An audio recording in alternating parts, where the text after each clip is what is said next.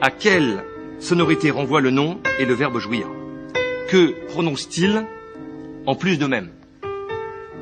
Dans le nom et le verbe jouir, mon oreille parabolique entend le verbe ouïr, c'est-à-dire que je m'y entends et que nous nous y entendons tous, comme si jouir était un des verbes premiers de l'existence humaine. J'entends donc le verbe ouïr accolé à un jeu apostrophe, jeu de l'interpellation et de l'interprétation, jeu de l'invitation et de l'excitation humaine. J'entends donc 3 libidos, celle décrite par Blaise Pascal. Je cite: tout ce qui est au monde est concupiscence de la chair, ou concupiscence des yeux, ou orgueil de la vie. Libido scientiendi, libido sciendi, libido dominandi. Dans ce jouir-là, j'entends un des sens de la présence au monde, de la présence à l'autre, de notre propre présence. Jouir donc. Et puis je vois une joue rouge dans jouir.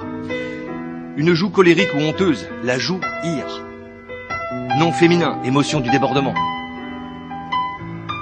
Et je vois encore le jour, droit comme un i, dans jouir. Et le verbe jouer, évidemment. Le verbe de l'enfance, dans le muet de jouir. Le verbe des règles du jeu, dans celui des règles du devenir adolescent et des déplacements adultes. J'y vois donc les 4, l'enfant, l'adulte, l'homme et la femme, en équilibre et séparément. En équilibre. Enfin, je vois l'anagramme homophonique rougi. Je vois donc l'ajout de celle qui me fit don d'un véritable amour d'en jouir. Ou commençons par un autre commencement, c'est-à-dire par un mot de Louis-Ferdinand Céline. Je m'appelle Ullmann, j'ai le... Dans le style contre les idées, celui-ci observe, je cite, vous savez, dans les Écritures, il est écrit « au commencement était le verbe ». Non, au commencement était l'émotion. Le verbe est venu ensuite pour remplacer l'émotion, comme le trot remplace le galop, alors que la loi naturelle du cheval est le galop. On lui fait avoir le trot. On a sorti l'homme de la poésie émotive pour le faire entrer dans la dialectique, c'est-à-dire le bafouillage, n'est-ce pas, ou les idées. Les idées, rien n'est plus vulgaire. Mais il y a plus vulgaire que les idées, chose à la fois personnelle et impersonnelle. Personnelle et impersonnelle. Il y a l'agir comme tout le monde. Jouir. Action à la fois personnelle et impersonnelle. Au commencement n'était ni le verbe, ni l'émotion. Au commencement était le verbe jouir comme tout le monde. Ça, c'est vulgaire. Et c'est pourtant le seul quotidien de notre existence.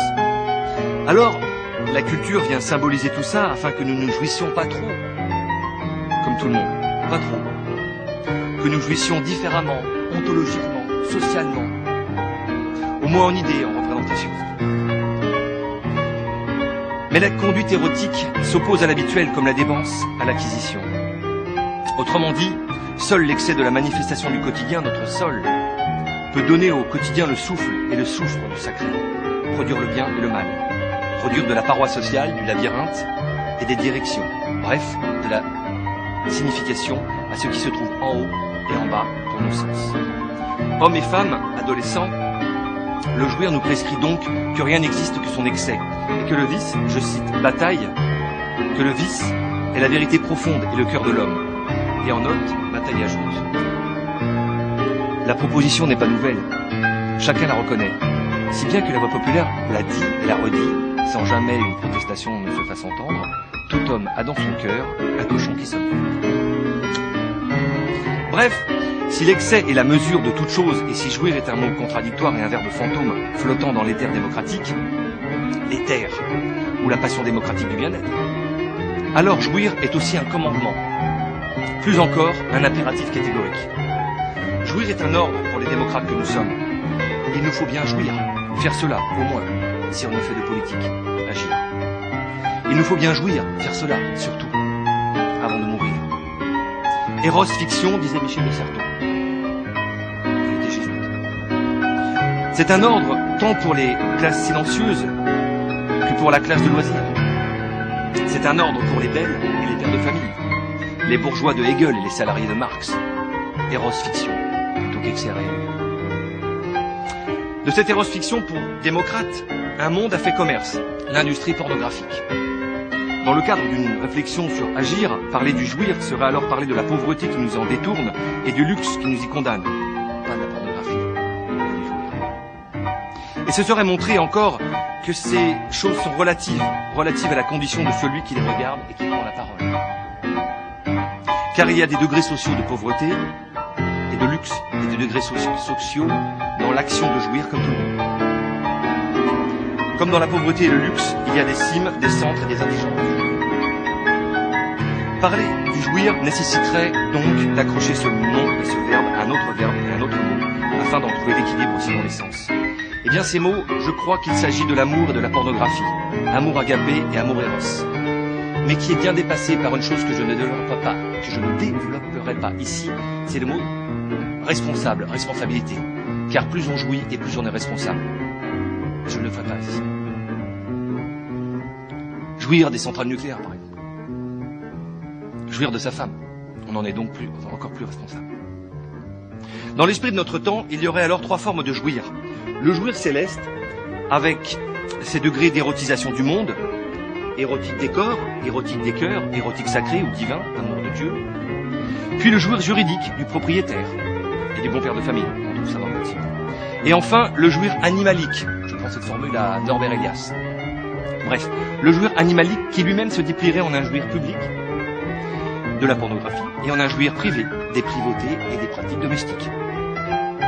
3 points donc pour en faire un schéma, mais 3 points qui se mêlent dans le concret. 3 points que je ne hiérarchiserai pas, car sans instinct l'homme n'agirait pas, sans instinct l'homme ne penserait pas, sans instinct l'homme ne serait pas. Au commencement de toute vie psychique, il y a un instinct, là où n'existe pas un ensemble d'énergie instinctive fondamentale, aucune vie supérieure ne peut s'évanouir.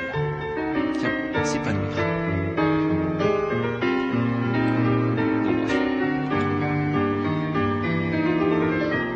Le fondement de notre vie spirituelle et mentale, la plus élevée, repose donc sur la vie instinctive, sur notre sol quotidien. Allons pour un jouir céleste, donc avec ses degrés d'érotisation, et pour un jouir animalique affecté d'un jouir public et d'un jouir privé, qui eux-mêmes, dans la technique et l'électricité, peuvent se mêler, c'est-à-dire la pornographie amateur, qui traîne sur Internet. Le jouir céleste, c'est l'amour agapé. Ce qui caractérise avant tout cet amour, c'est sa pleine connaissance et conscience de la personnalité de l'autre. Hier considéré comme un mouvement plus ou moins désordonné de la sensibilité, l'amour est aujourd'hui compris comme l'instrument le plus parfait de la connaissance d'autrui. C'est le sens de l'autre.